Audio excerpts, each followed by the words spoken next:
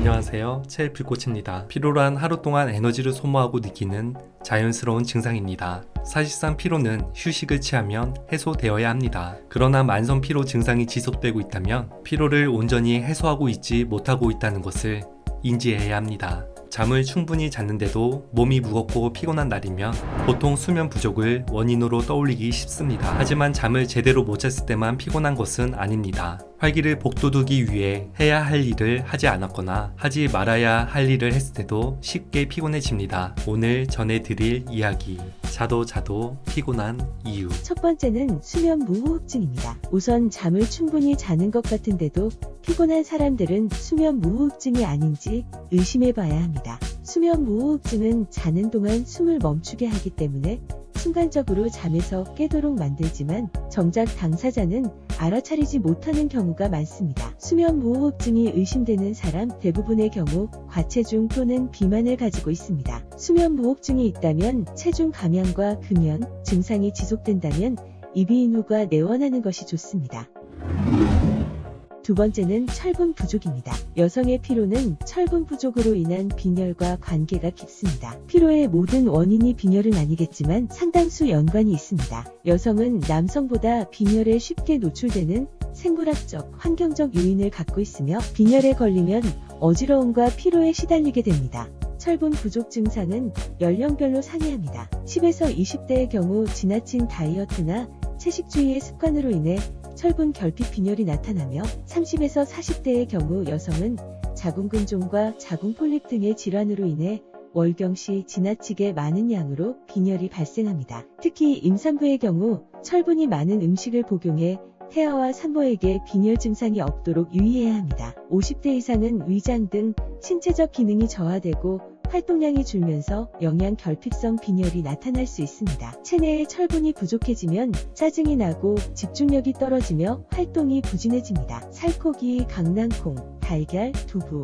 녹색 채소, 견과류 등의 음식은 철분 보충을 하는 데 도움이 되며 비타민C가 풍부한 음식을 함께 먹으면 체내 철분 흡수율을 높일 수 있습니다. 세 번째, 아침 건너뛰기.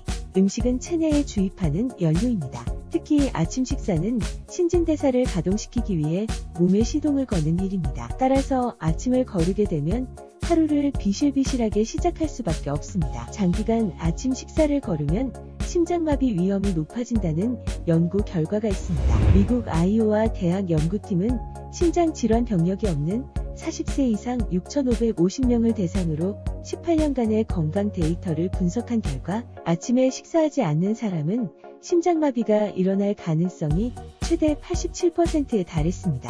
연구팀은 이 같은 결과의 원인을 크게 두 가지로 추정했습니다. 첫째는 아침 식사를 하지 않는 사람들이 건강에 해로운 간식을 먹을 가능성이 크다는 것이고, 둘째는 아침 식사가 혈당과 혈압을 조절하는 데 도움이 된다는 것입니다. 이전에 미국 심장학회에서도 아침 식사를 거르고 늦은 저녁 식사를 하는 사람이 심장마비 위험이 크다는 연구 결과가 나온 바 있습니다.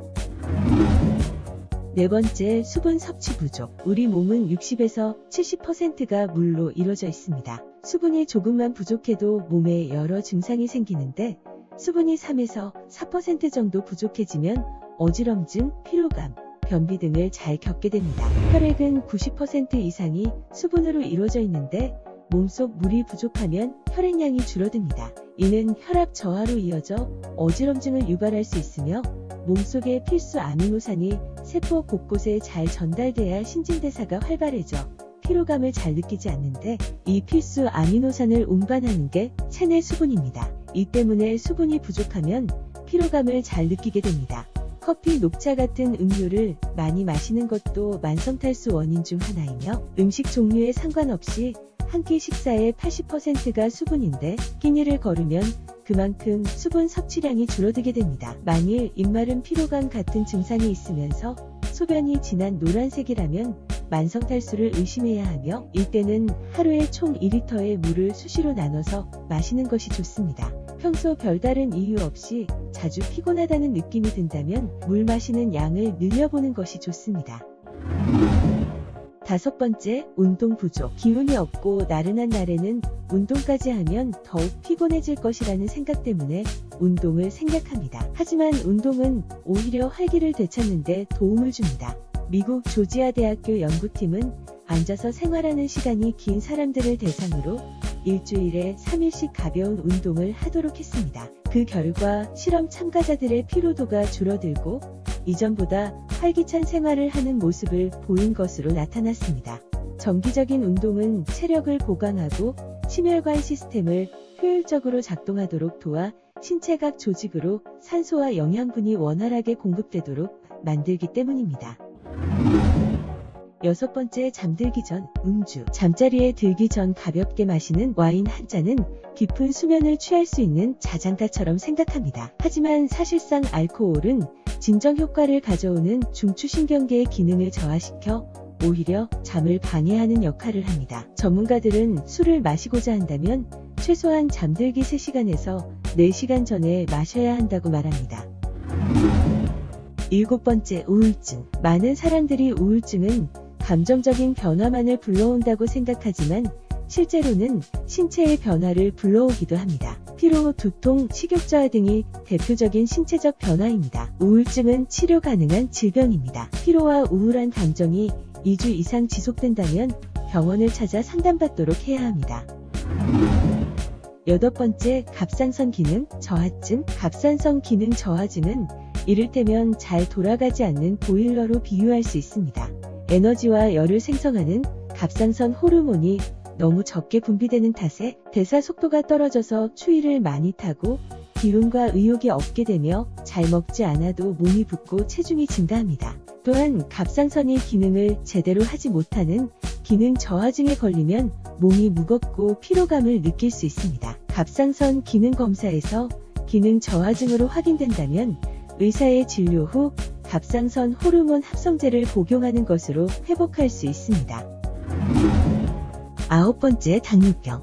당뇨병 환자의 경우 당 성분이 에너지로 변환되지 못하고 그대로 혈류에 남아있을 수 있습니다. 그 결과 식사를 충분히 했음에도 불구하고 기력이 없는 경우가 있는데 이럴 때는 당뇨 검사를 받아봐야 합니다. 당뇨병에 걸렸다면 식단을 조절하거나 운동을 하는 등의 생활습관 개선이 필요합니다.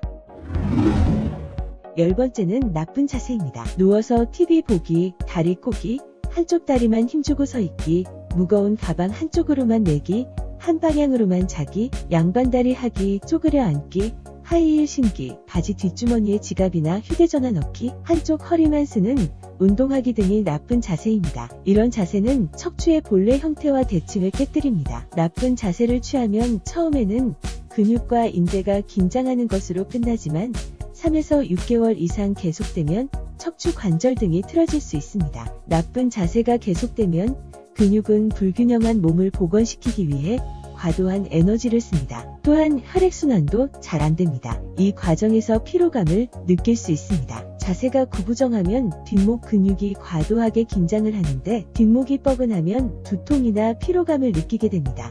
만성피로가 이어질 때 뇌과적 질환 등 특별한 피로 원인을 찾지 못했다면 평소 자세가 바른지 점검해야 합니다.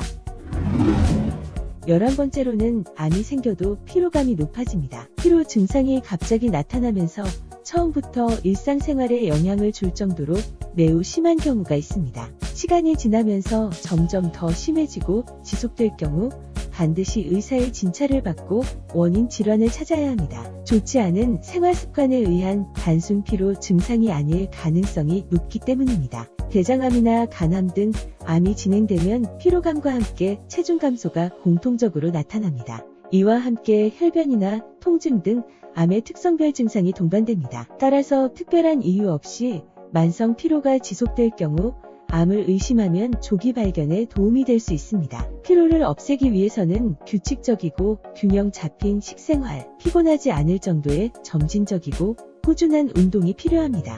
가장 중요한 것은 피로를 잠으로만 풀게 아니라 운동 등을 통해 적극적으로 대처하겠다는 생각의 변화가 중요할 것입니다.